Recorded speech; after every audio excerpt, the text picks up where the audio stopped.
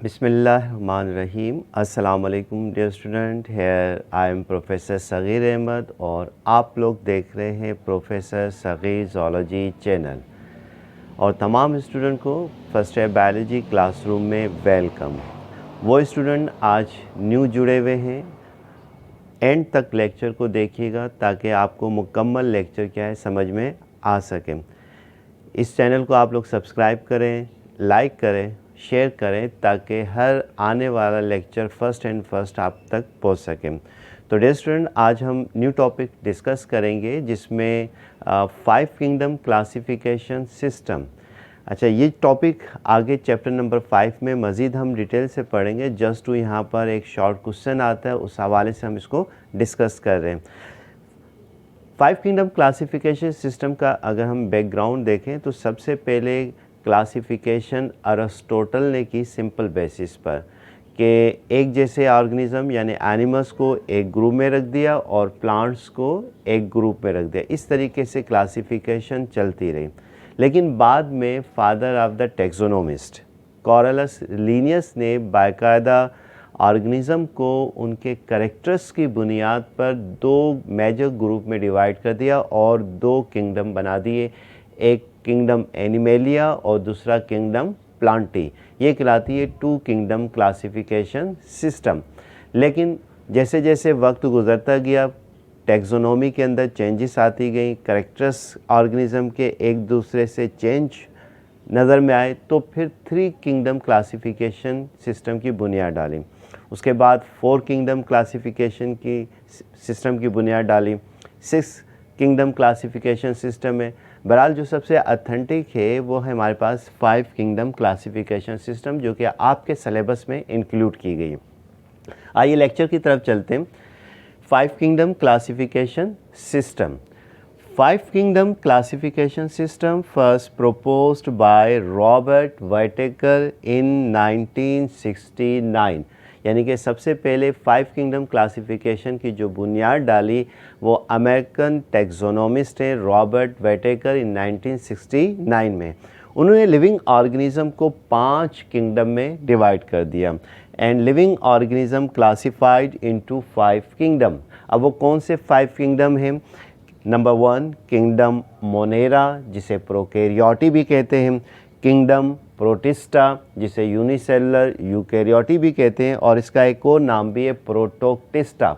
ये तमाम बातें चैप्टर 5 में हम डिटेल से बात करेंगे। Kingdom fungi, kingdom Plantae, kingdom animalia. यानी कि बेसिक वही 2 ही किंगडम है जो कॉरलस लीनियस ने बुनियाद डाली, प्लांटी और एनिमेलिया। बस करेक्टर्स के लिहाज से किंगडम एनिमेलिया और प्लांटी को थोड़ा सा चेंज किया और नए किंगडम क्या हैं बना डाले। तो आइए एक एक किंगडम को उनका बेसिक इंट्रोडक्शन डिस्कस करते हैं कि किंगडम मोनेरा किसे कहते हैं, किंगडम प्रोटिस्टा किसे कहते हैं, फंजाई किसे कहते हैं, प्लांटी किसे कहते हैं और एनिमेलिया। अब रॉबर्ट वाइटेकर ने जब क्लासिफिकेशन की तो उसने 2 बेसिक क्राइटेरिया लिए। नंबर 1 एक लेवल्स ऑफ ऑर्गेनाइजेशन, क्या ऑर्गेनिज़म का लेवल क्या है, उनकी ऑर्गेनाइजेशन क्या है, आया यूनिसेलुलर है या मल्टी सेलुलर है। और दूसरा पॉइंट इन्होंने न्यूट्रिशन के हवाले से क्लासिफाई किया, ऑटोट्रॉफ है या हेटरोट्रॉफ है। फिर हेटरोट्रॉफ को 2 ग्रुप में डिवाइड किया, इंगेशन मेथड है या फोटोसिंथेटिक मेथड है। तो ये तमाम चीज़ें फर्दर हम डिटेल से डिस्कस करेंगे अगेन चैप्टर नंबर 5 में। बस यहाँ पर आप लोग सिर्फ डेफिनेशन के लिहाज से आइए डिस्कस करते हैं। पहला किंगडम है किंगडम मोनेरा, इसको डिफाइन करते हैं। इन this kingdom includes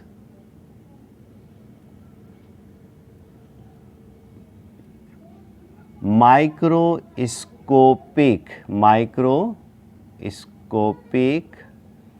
unicellular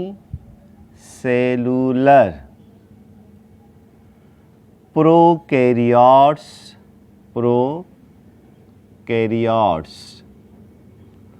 organisms and feed by variety of feed by variety of different method। ये सिंपल सी डेफिनेशन दे दी किंगडम मोनेरा की अकॉर्डिंग टू द रॉबर्ट वाइटेकर कि इस किंगडम में देखिएगा माइक्रोस्कोपिक है। माइक्रो का मतलब small, scopic mean to see, यानी कि माइक्रो ऑर्गेनिज्म है ये। Only observe under the microscope, can not be see naked eye. Unicellular हैं, कैसे हैं? Unicellular, uni mean one, cellular mean cell, single cell organism है। लेकिन जो सबसे इम्पॉर्टेंट टर्मिनोलॉजी है इसके अंदर वो है हमारे पास prokaryotes.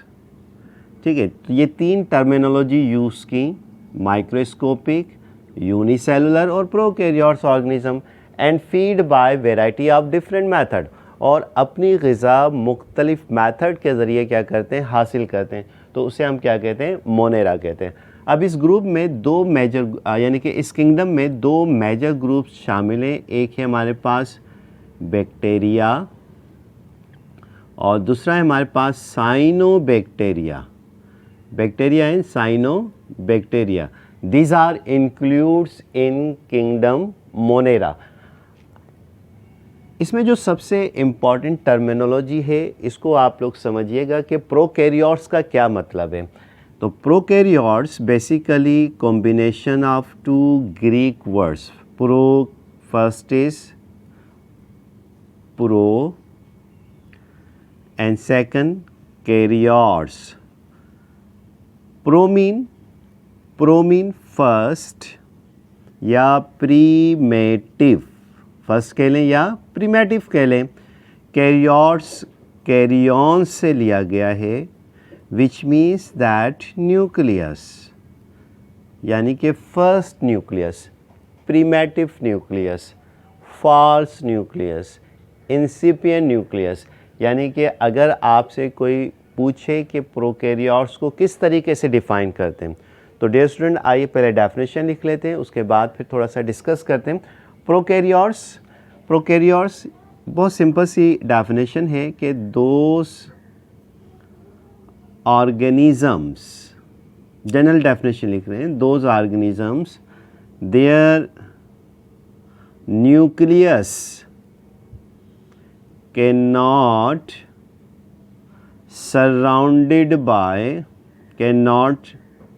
surrounded by nuclear membrane are called prokaryotes।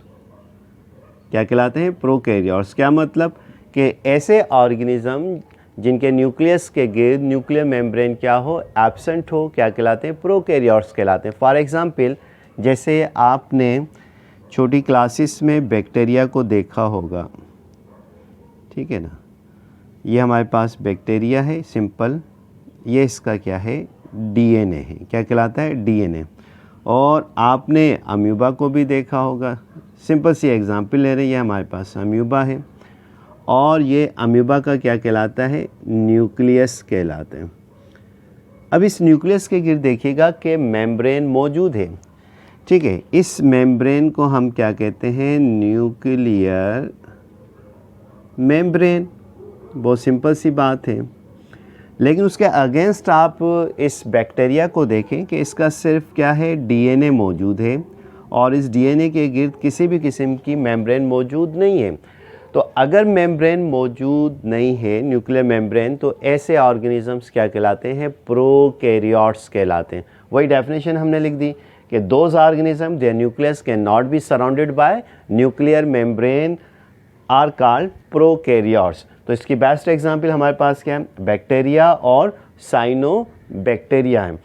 अब प्रोकैरियोट्स को अगर सिंपल सा प्रोकैरियोट्स विच मीन्स दैट कि इंसिपिएंट न्यूक्लियस इज प्रेजेंट। कौन सा न्यूक्लियस? इंसिपिएंट। ये मैं यहाँ पर लिख दे रहा हूँ। कौन सा न्यूक्लियस है? Incipient nucleus. What do mean by incipient nucleus? Which means that false nucleus, यानी कि कैसा न्यूक्लियस होता है इनमें, फॉल्स न्यूक्लियस होता है, ट्रू न्यूक्लियस मौजूद नहीं होता। तो ये क्या कहलाते हैं, प्रोकैरियोट्स कहलाते हैं। तो समझ में आ रहा है, क्रिस्टल क्लियर भाई, थम्स अप होना चाहिए, बड़े सिंपल अंदाज से आपको बताया जा रहा है, थम्स अप ऊपर होने चाहिए, ठीक है। लाइक कर दीजिए, आपके लाइक्स मेरे लिए एटीपी का काम करते हैं, एडिनोसिन ट्राइफॉस्फेट, और आपको मालूम है कि वो एनर्जी प्रोवाइड करता है। जितने थम्स अप होंगे एटीपी मिलती जाएगी, एनर्जी मिलती जाएगी, तो लेक्चर्स चलता रहेगा, ठीक है। तो वेरी गुड, लाइक कर दीजिए, ठीक है।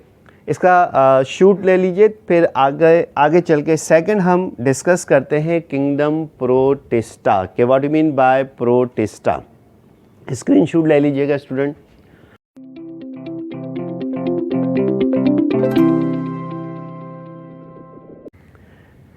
डियर स्टूडेंट, सेकंड हमारे पास किंगडम है, उसे हम कहते हैं kingdom protista.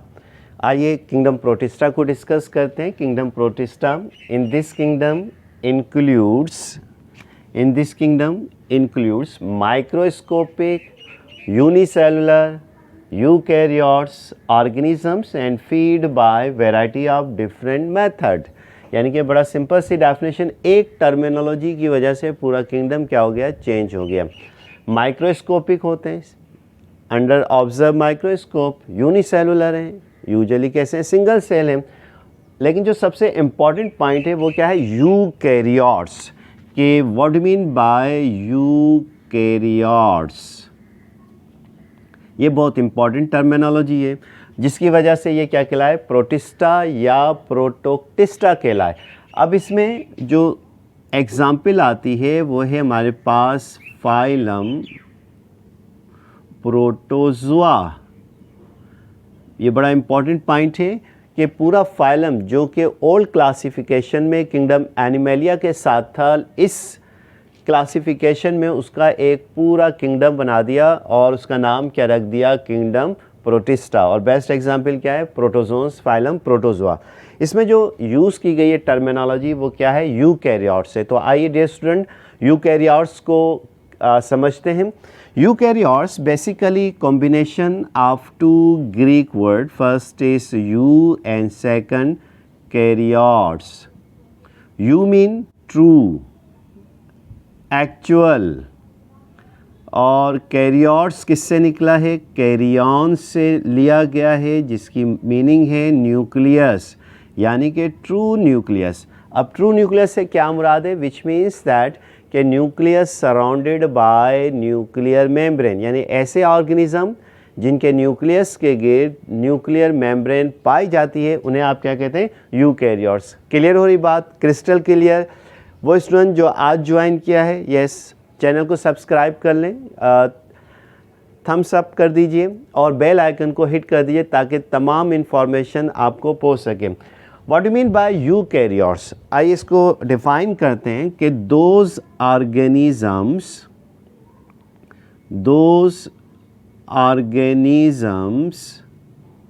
There nucleus surrounded by nuclear, yes, very good, nuclear membrane are called eukaryotes। कि ऐसे ऑर्गेनिज्म जिनके न्यूक्लियस के गिर्द न्यूक्लियर मेम्ब्रेन मौजूद हो, जैसे अभी हमने बात की थी इस माइक्रो ऑर्गेनिज्म की, ये कौन है, अमीबा है, और अमीबा के न्यूक्लियस के गिर्द क्या मौजूद है, ये मेम्ब्रेन पाई जाती है, जिसे आप क्या कहते हैं, न्यूक्लियर मेम्ब्रेन। तो ऐसे ऑर्गेनिज्म क्या कहलाते हैं, यूकैरियोट्स कहलाते हैं। यूकैरियोट यूनिसेलुलर भी हो सकते हैं और यूकैरियोट्स मल्टी सेलुलर भी होते हैं। Yes, clear, crystal clear, yes. Next है हमारे पास किंगडम फंजाई। तो आइए किंगडम फंजाई को डिस्कस करते हैं। डियर स्टूडेंट, इसका स्क्रीनशॉट ले लीजिएगा जब तक से।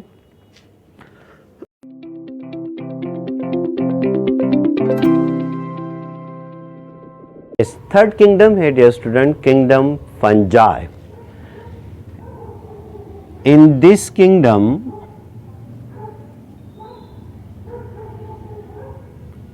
includes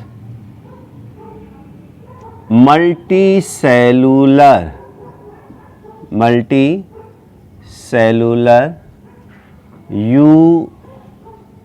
eukaryotes except yeast,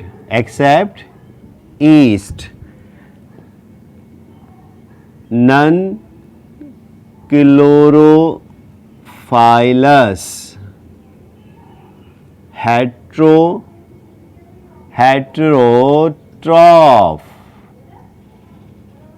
heterotroph, cell wall present, made up of fungal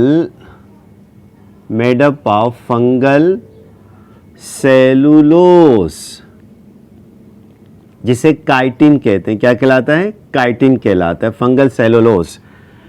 body called mycelium consist of thread like structure called hyphae,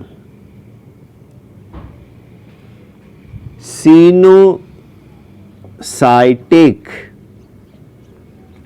और जो सबसे इंपॉर्टेंट पॉइंट है, and feed bye absorption method.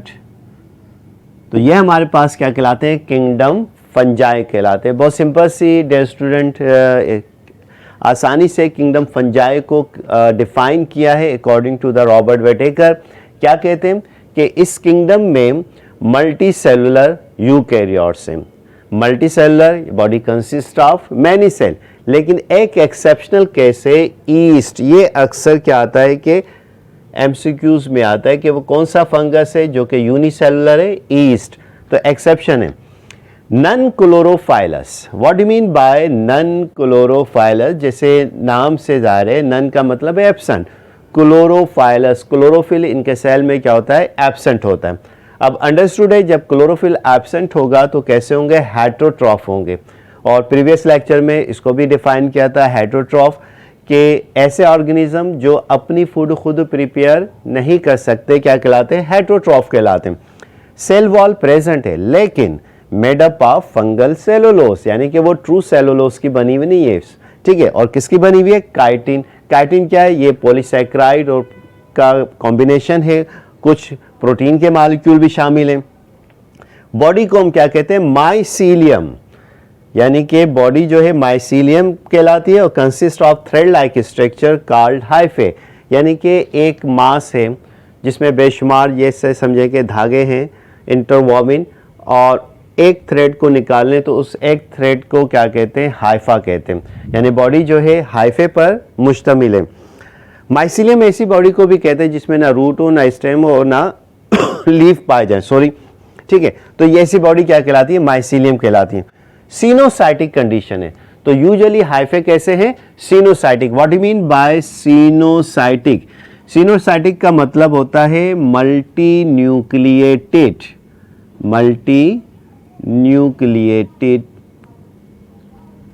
देखिएगा कि लेट्स सपोज दैट कि ये हमारे पास Haifa है, सिंगल हाइफा, ये इसका साइटोप्लाज्म है, ठीक है। और इसके अंदर जो न्यूक्लियस हैं वो इस तरीके से फ्लोटिंग फॉर्म में क्या होते हैं? मौजूद होते हैं। और कुछ बाज़ ऐसे भी हैं जिनमें सेप्टम पाया जाता है, लेकिन ज़्यादातर कैसे हैं? ये जो सेप्टम है दरमियान में मौजूद नहीं होता, सेप्टम दरमियान में मौजूद नहीं होता। तो अब सारे न्यूक्लियस जो हैं एक ही तरह से फ्लोट करते हुए बॉडी में नज़र में आते हैं।